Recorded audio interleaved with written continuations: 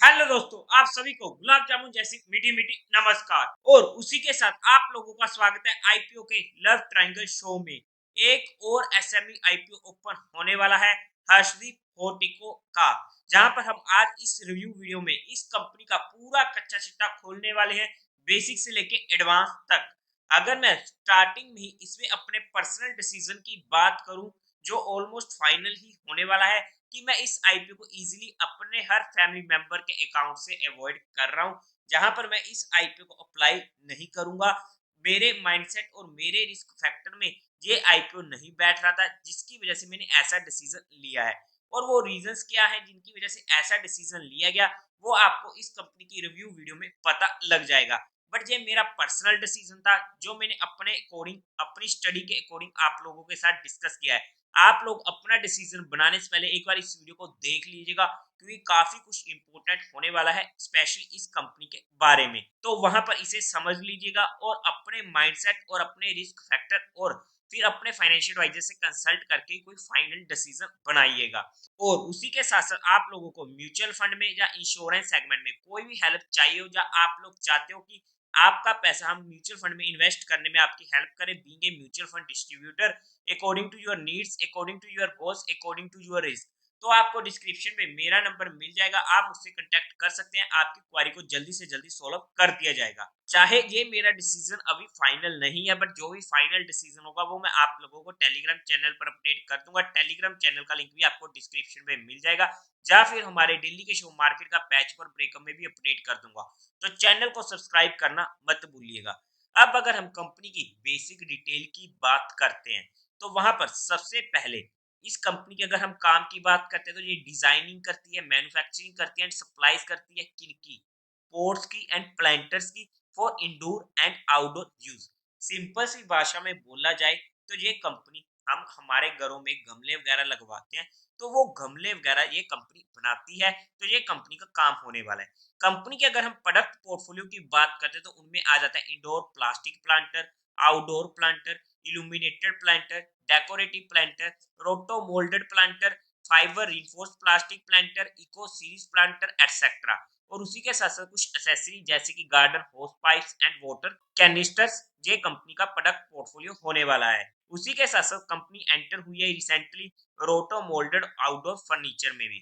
तो ये था कंपनी का मेन काम, जहां पर हमने इस कंपनी के काम को स्टडी कर लिया है। अगर हम कंपनी की मैन्युफैक्चरिंग फैसिलिटीज की बात करते हैं, तो वो दो होने वाली हैं, एक भिवांडी में और दूसरी होने वाली है पुणे में, जहां पर इनका एरिया लिखा हुआ है। और उसी के साथ साथ कंपनी के 3 स्टोर्स होने वाले हैं, दिल्ली, पुणे एंड आंध्र प्रदेश में। और 4 डिस्ट्रीब्यूटर्स होने वाले हैं, हैदराबाद, कोलकाता, चंडीगढ़ एंड विशाखापट्टनम में। कंपनी की ऑनलाइन प्रेजेंस भी हो चुकी है via Amazon and Flipkart, as well as social media platform such as Facebook and Instagram.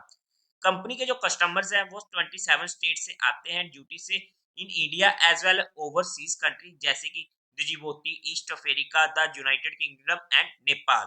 अगर हम 30 सितंबर 2023 के अकॉर्डिंग देखते हैं, तो कंपनी के पास 125 एम्प्लॉयज होने वाले हैं। अगर मैं ओवरऑल में काम की बात करूं, देखो, काम अच्छा है, काम में कोई दिक्कत नहीं है, क्योंकि और ये भी चीज है कि ये काम भी चलता रहेगा, क्योंकि हमें गमले वगैरह हमें हमारे घरों में लगवाने ही होते हैं, तो वहां पर भी कोई दिक्कत नहीं है। बट क्या एज ए लॉन्ग टर्म यहाँ पर कंपनीज का रेवेन्यू, क्योंकि अगर कंपनी की सेल्स ज्यादा होगी तभी बात बनेगी, क्या कंपनी की रेवेन्यू में ज्यादा इम्पैक्ट देखने को मिलेगा? वहां पर जिस तरीके से हमें ग्रोथ चाहिए, क्या वो ग्रोथ हमें देखने को मिलेगी? जो यहाँ पर एक क्वेश्चन मार्क लग जाता है, अगर हम नॉर्मली एज ए कस्टमर पे सोचते हैं। और उसी के साथ साथ सबसे इंपॉर्टेंट पॉइंट, हम हमारे घरों में गमले लगवाते हैं, देखो मेरे घर में भी लगे हुए हैं, आपके घर में भी लगे होंगे। तो आप लोग क्या ऑनलाइन मंगाते हो या ऑफलाइन गमलों को यूज करते हो? ऑब्वियसली हम वहां पर मोस्टली जो गमले वगैरह लेते हैं, वो ऑफलाइन से ही लेते हैं। और ऐसे में एक ऐसा सेक्टर हो जाता है जहां पर कंपटीशन भी ऑब्वियसली काफी ज्यादा होने वाला है, तो ये एक मेजर क्वेश्चन मार्क हमारे माइंड में रहेगा। अब अगर हम कंपनी के टाइम टेबल की बात करते हैं, तो वहां पर ये आईपीओ भी ओपन होने वाला है 29 जनवरी को, क्लोज होगा 31 जनवरी को, अलॉटमेंट होगी 1 फेब से, रिफंड मिलने शुरू हो जाएंगे 2 फेब से, आपके अकाउंट में क्रेडिट हो जाएंगे शेयर 2 फेब को इफ अलॉटेड।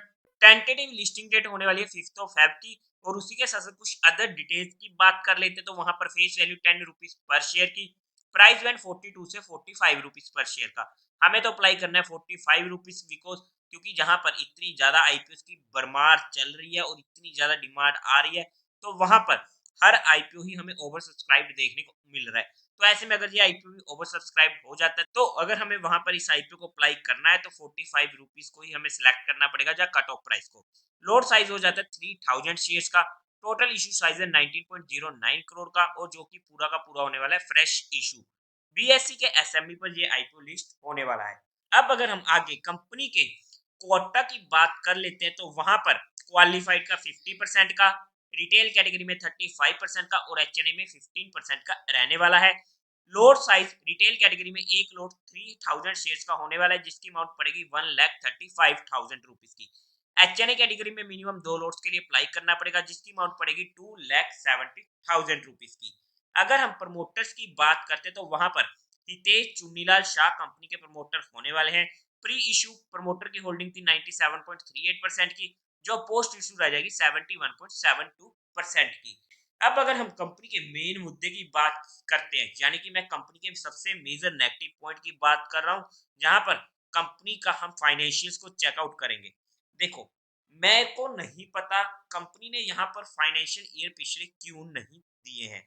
ज्यादा इनके पास डाटा अवेलेबल नहीं है, या कंपनी हमसे काफी कुछ छुपाना चाहती है। और अगर मैं थोड़ा सा ज्यादा सोचने की कोशिश करूं, चलो पुराना डाटा किसी वजह से अवेलेबल नहीं था या कंपनी नहीं शो करना चाहती, लेकिन वहां पर 2024 फाइनेंशियल ईयर के एटलीस्ट हमें पहले 2 क्वार्टर्स के रिजल्ट तो शो कर सकती थी कंपेयर करने के लिए, और वहां पर इन्होंने जस्ट पहले क्वार्टर का ही रिजल्ट हमारे सामने पेश किया है, जहां पर मेरे मन में काफी ज्यादा इफ एंड बट आ जाते हैं। और जब ऐसा माइंड में आ जाता है, देखो, डाउट आ चुका है, अगर डाउट आता है तो मैं उस डाउट में नहीं पड़ता हूं और मैं वहां से आउट हो जाता हूँ।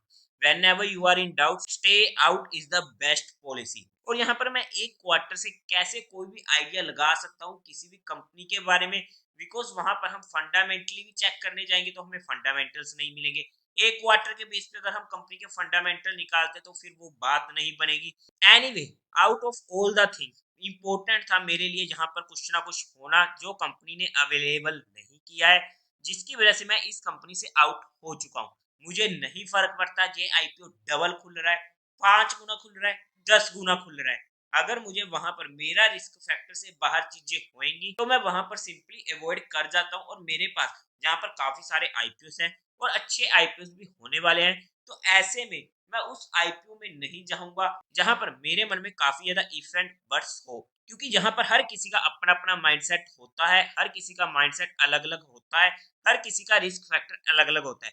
तो आपको अपने रिस्क फैक्टर और अपने माइंडसेट के अकॉर्डिंग ही कोई एक्शन लेना पड़ेगा। ऐसा नहीं है कि अगर मेरे मन में डाउट है तो आपके मन में भी डाउट होगा, क्योंकि अगर हम पहले इस क्वार्टर का रिजल्ट चेकआउट करते हैं तो अच्छे हैं, उसमें हमें इतनी दिक्कत देखने को नहीं मिल रही है।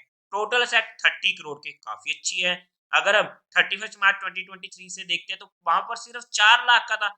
सोचने वाली बात तो है, 4 लाख से सीधा 30 करोड़ की एकदम से ऐसी क्या लॉटरी लग गई कंपनी को। एनीवे, रेवेन्यू 14 करोड़ का, प्रॉफिट आफ्टर टैक्स 1.77 करोड़ का, नेटवर्थ 13.25 करोड़ की, रिजर्व एंड सरप्लस में 13.18 करोड़ का, टोटल बोरिंग्स है 6.36 करोड़ की। अगर हम यहाँ पर नॉर्मल एज ए कस्टमर सोचने की कोशिश करते हैं, क्या आपको सीरियसली लगता है कि इतने अच्छे फिगर्स हमें सिर्फ एक क्वार्टर में देखने को मिल सकते हैं, जबकि हमें जो 31 मार्च 2023 का डाटा दिया हुआ है उसके कंपैरिजन में देखो कंपनीज और भी आती हैं, वहां पर भी हमें डाउट्स होते हैं कि कंपनी के फाइनेंशियल एकदम से आईपीओ आने से पहले इतने अच्छे कैसे सुधर गए हैं। लेकिन वहां पर एटलीस्ट हमारे पास पिछला रिकॉर्ड होता है और वहां पर हम हमारे रिस्क फैक्टर को थोड़ा सा ऊपर नीचे कर लेते हैं। लेकिन यहाँ पर तो हमारे पास जो इन्होंने डाटा दिया है उसका तो कोई रेलिवेंस, उसके अकॉर्डिंग तो ऐसे फिगर्स हमें देखना जैसे कि कंपनी के हाथों में कोई अलादीन का जिन लग गया है और वहां पर कंपनी अपनी डिमांडें उस जिन से पूरी करवाता जा रहा है। बाय द वे, ये सिर्फ मेरा माइंडसेट था जो मैंने अपने अकॉर्डिंग आप लोगों के साथ डिस्कस किया है। किसी भी तरीके से कंपनी के साथ इसका कोई भी रेलिवेंस नहीं है। जहां पर मैंने सिर्फ अपने मन में जो डाउट्स आए थे वो चीजें जहां पर डिस्कस करने की कोशिश करी है। अगर मैं अपने अकॉर्डिंग ओवरऑल में फाइनेंशियल्स की बात करूं, चाहे जो भी हो, मुझे नहीं पता रियलिटी में ऐसे फिगर्स हैं जहाँ सिर्फ कागचों कागचों में, बट जो हमारे पास पहले क्वार्टर का रिजल्ट के रिजल्ट होने वाले हैं उसके बेस पर तो कंपनी के फाइनेंशियल अच्छे होने वाले हैं, वहां पर हमें दिक्कत नहीं है। बट अगर हम इसके साथ कंपेयर करते हैं जितना कि हमें पिछले साल का मिलने वाला है, तो वहां पर मेरे मन में काफी इफ एंड बट्स ऑब्वियसली होने वाले हैं। अब अगर हम कंपनी के ऑब्जेक्टिव की बात करते हैं, तो इनको रीपेमेंट करनी है अपनी बोरोइंग्स की, और उसी के साथ साथ वर्किंग कैपिटल की रिक्वायरमेंट है, जनरल कॉर्पोरेट पर्पस होने वाला है। ऑब्वियसली जहां पर अगर हम कंपनी के फंडामेंटल्स की बात करेंगे on the basis of financial year 2024, तो वहां पर कोई भी रेलिवेंस नहीं रह जाएगा, क्योंकि एक क्वार्टर के फंडामेंटल से हम कुछ भी ज्यादा नहीं पता कर सकते। तो ऐसे में मैं उन चीजों को डिस्कस नहीं करना चाहूंगा। बाय द वे, अगर हम कंपनी के जीएमपी की बात करते हैं आज के टाइम पर, तो इस कंपनी का कोई भी काम नहीं हो रहा है ग्रे मार्केट में। और अगर मैं वैल्यूएशन वाइज बात करूं, देखो पीयर टू पीयर कंपैरिजन में हमें यहाँ पर कोई भी कंपनी देखने को नहीं मिलेगी। बट अगर हम वैल्यूएशन वाइज बात करते हैं फाइनेंशियल ईयर 2024 के पहले क्वार्टर के रिजल्ट्स के अकॉर्डिंग, तो वहां पर ये कंपनी फुली प्राइस्ड होने वाली है। मतलब कि कंपनी अगर हमसे 10 रुपए मांग रही है, तो वो 10 रुपए के ही शेयर हमें बदले में देने वाली है। मतलब कि आईपीओ ना तो सस्ता है, ना ही महंगा आ रहा है। इस पॉइंट को हमें ध्यान में रखना पड़ेगा। और अगर कंपनी की मार्केट कैपिटलाइजेशन होने वाली है 72.42 करोड़ की। तो यहाँ पर हमने सिर्फ कंपनी को एजुकेशन पर्पस स्टडी किया है, किसी भी तरीके की जो कोई भी इन्वेस्टमेंट टिप या एडवाइस नहीं है। आपको कोई भी एक्शन लेना हो, एक बार अपने फाइनेंशियल एडवाइजर से कंसल्ट करके कोई एक्शन लीजिएगा। बट जो भी मेरा फाइनल डिसीजन होगा रैंकिंग वाइज, कि उन 6 आईपीएस में किस तरीके से रैंकिंग बैठती है, 1 नंबर, 2 नंबर, 3 नंबर पर, तो वहां पर किस तरीके से मैं कौन-कौन से आईपीओ को अप्लाई करने वाला हूं, वो मैं आप लोगों को अपडेट कर दूंगा। तो चैनल को सब्सक्राइब जरूर कर लीजिएगा। तो देवी और सज्जनों, उम्मीद है आप लोगों को ये वीडियो अच्छी लगी होगी। तो इस वीडियो को लाइक कीजिएगा, शेयर कीजिएगा और साथ ही साथ चैनल को सब्सक्राइब करें। हर हर महादेव।